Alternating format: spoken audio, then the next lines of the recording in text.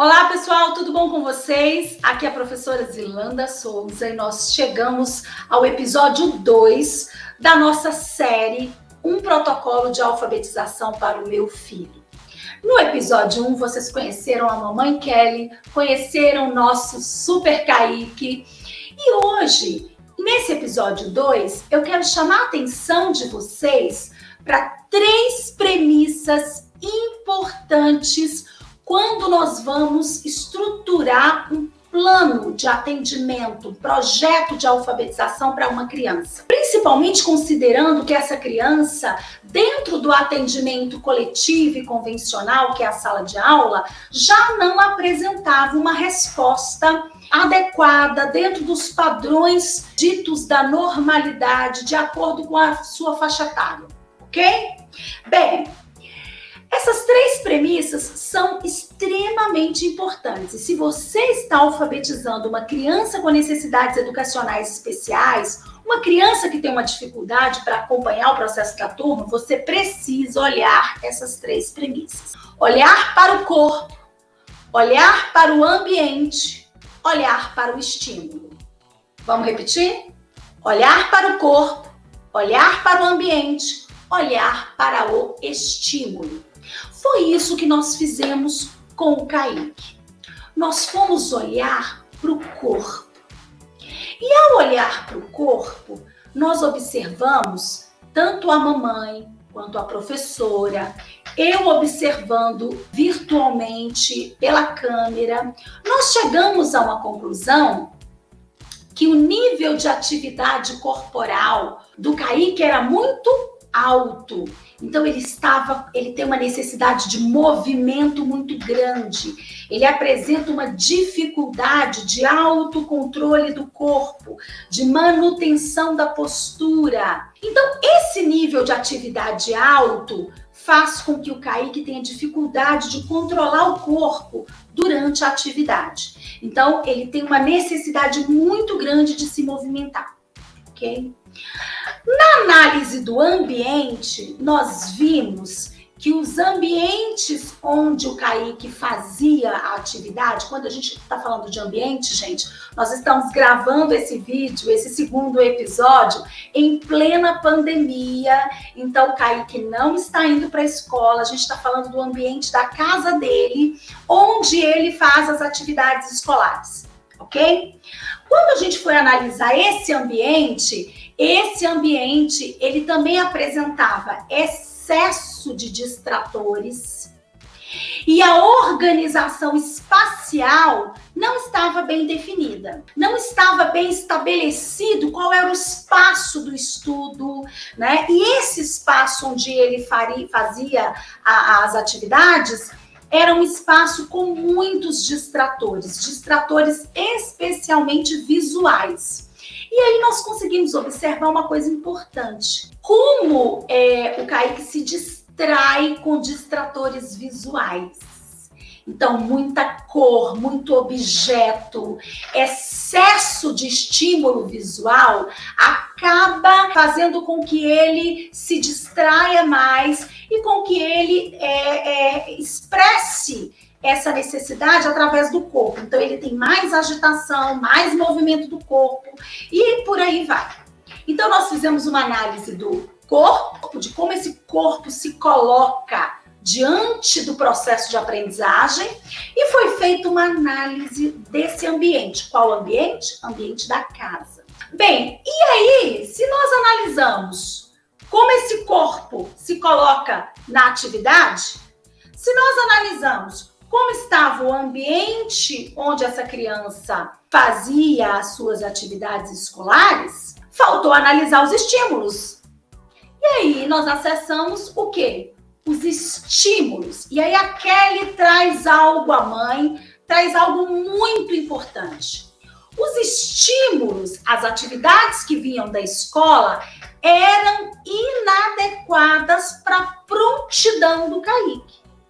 Vinham atividades que demandavam de leitura e ele não é alfabetizado.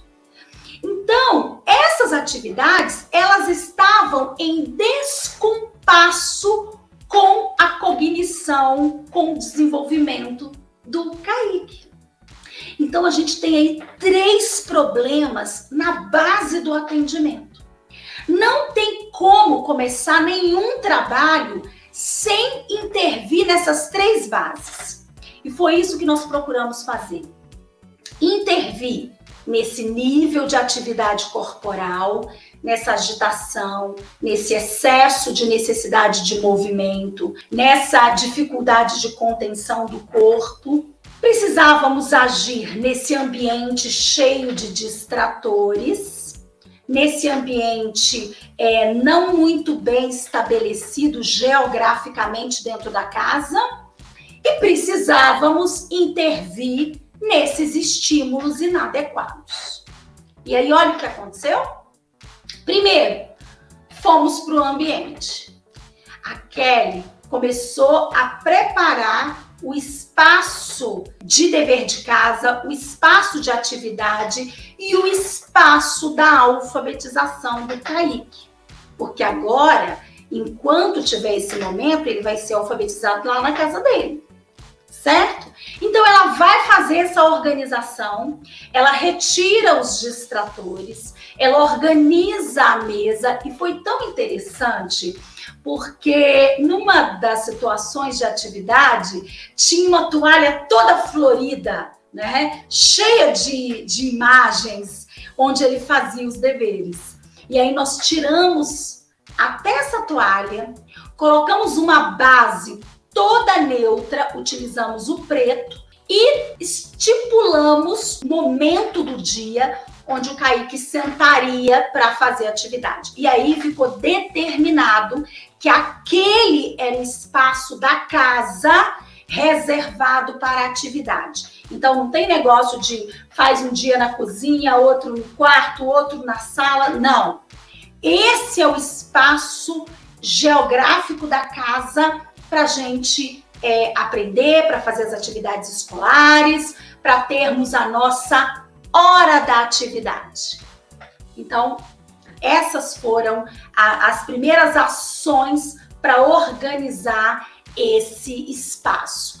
Mas aí nós tivemos outra iniciativa para ajudar na organização temporal. Ficou evidente para a gente que não está claro para o Kaique a hora da atividade. Não está claro para ele uma organização temporal, ou seja, que dia é hoje, que horas começa a atividade, quando é que ela termina, certo? A Kelly retoma a organização dos dias da semana, fazendo isso um ritual diário. E o que mais que ela faz? Nós acionamos o uso do despertador. Hora de estudar! Então, o uso do despertador sinaliza a hora que é preciso sentar, ou melhor dizendo, a hora que é preciso ir para aquele espaço reservado, sentar e realizar as atividades específicas daquele momento. Ele gosta muito de brincar no quarto. Separar o espaço da brincadeira do espaço da hora da atividade foi muito importante. Porque o brincar livremente, né, o espaço do brincar é um espaço de muita liberdade, é um espaço de criatividade e tem que existir na rotina da criança. Mas a criança não pode ter um dia inteiro só de liberdade de escolha, não.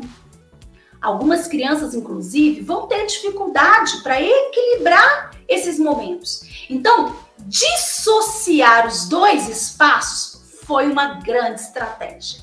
Então, o brincar num outro espaço, onde tem os jogos, onde tem o Lego que ele ama, onde tem os outros brinquedos num espaço e a hora da atividade num outro espaço.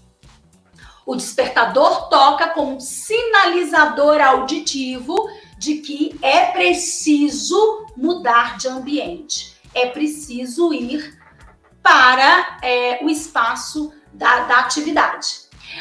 Uma outra ferramenta que nós usamos para organizar esses espaços são as plaquinhas. Quando esse despertador toca, ele entra nesse espaço, já está fixado na parede a plaquinha que foi produzida pela mamãe, sinalizando que é hora da atividade. Então, a foto dele sentado, né? Sinalizando que agora é hora da atividade. E uma coisa fantástica, parece bobo, mas é fantástico. E eu vou explicar por que é fantástico, tá? É que a Kelly faz uma plaquinha, uma segunda plaquinha, onde ele segura uma placa escrito acabei. Atividade terminada. Então, o que acontece? Ele termina a atividade, retira a plaquinha e coloca a plaquinha acabei. É o momento que eu posso me retirar desse ambiente. Esses sinalizadores concretos, onde a criança tem que levantar para fazer os marcadores temporais, começou, terminou, ajuda muito as crianças que têm dificuldade de organização temporal. As crianças que têm dificuldade em manejar o tempo e conter o corpo durante um determinado tempo. Essas atividades, essas ações, melhor dizendo, foram ações que melhoraram a qualidade do ambiente onde o Kaique faz a atividade. Só que melhorar o ambiente não é suficiente.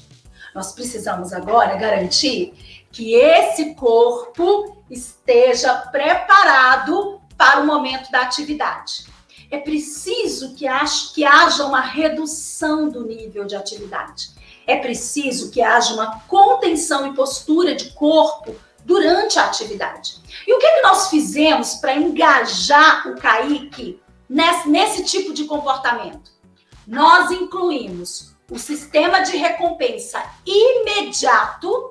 Por quê? Porque a Kelly usava um sistema de recompensa que demorava muito para a criança receber a recompensa. Então, ela usava algumas coisas assim, no final de semana, no final do mês. Isso, para uma criança que não tem organização temporal, não faz muito sentido. E para a criança que tem alguns comportamentos impulsivos, de agitação, de um nível de atividade muito grande, uma necessidade de movimento muito grande, é complicado ela manejar a necessidade de controlar o corpo e a espera dessa recompensa que não chega, né? Que não é imediata, que demora para chegar. Então, não era muito eficiente essa estratégia. Então, o que nós incluímos? Nós incluímos uma recompensa imediata. Várias atividades que o Kaique gosta se tornaram recompensa. Então, o que nós fizemos? Colocamos a hora da atividade para de manhã. Então, ou seja, para conquistar toda aquela série de atividades que ele gosta, é preciso e fundamental que ele cumpra a proposta da hora da atividade da manhã. E aí, o que a gente tem? A gente tem estruturas, estratégias, melhor dizendo, engajadoras. A recompensa é imediata. E uma outra medida que nós tomamos para favorecer o engajamento foi reduzir o tempo de atividade. Ou seja, quanto tempo de sustentação o Kaique tem atualmente? O tempo de sustentação da atenção dele é curto. A gente acabou de falar algumas situações aqui. No entanto, o que ele faz? Né? O que a gente promove para garantir a manutenção desse comportamento? Nós planejamos atividades que inicialmente, na primeira semana e na segunda semana, duravam de 7 a 10 minutinhos. Então, a sustentação de atenção, a manutenção do corpo, a redução do nível de atividade, começar e terminar a tarefa, estava envolvido dentro do tempo de 7 a 10 minutinhos. Pouco, né, Zilanda? Pouco, mas é um ponto de partida extremamente interessante. Começar de onde a criança consegue. Nunca começar de onde a criança não consegue. Por quê? Porque assim ela alcança os objetivos, ela recebe a recompensa imediata e nós criamos um ambiente extremamente favorável para ela fazer o que no dia seguinte? Vamos, mamãe, vamos fazer atividade de novo. O despertador tocou, vamos para o nosso espaço, hora do estudo. Então, nós também precisávamos atuar nos estímulos. E aí eu quero parabenizar a escola do Kaique, que topou retirar as atividades que são do currículo, mas que não atendem no momento de desenvolvimento do Kaique. Então, essa escola, ela priorizou e deu mais importância para o Kaique do que para o currículo. Então, como é que a gente vai fazer essa preparação, pessoal? Mamães, professoras, olhar para o corpo.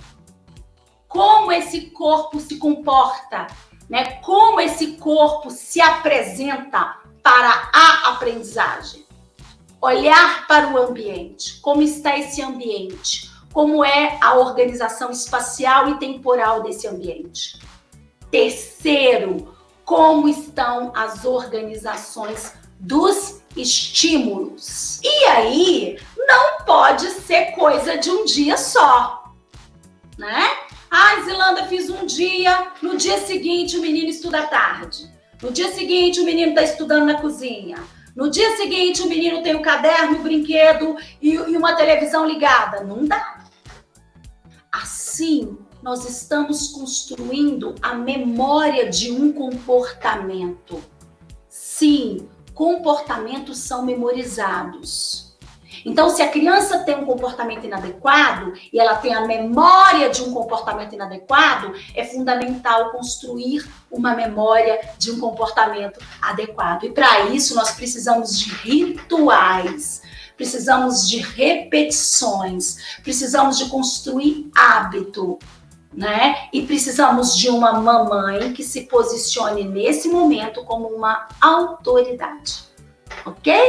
Então, vocês ficam aí com as experiências que nós estamos vivendo aí, preparando o protocolo de alfabetização do Kaique. Não se esqueça, olhar para o corpo, olhar para o ambiente, olhar para os estímulos. Grande abraço para vocês, até o nosso terceiro episódio.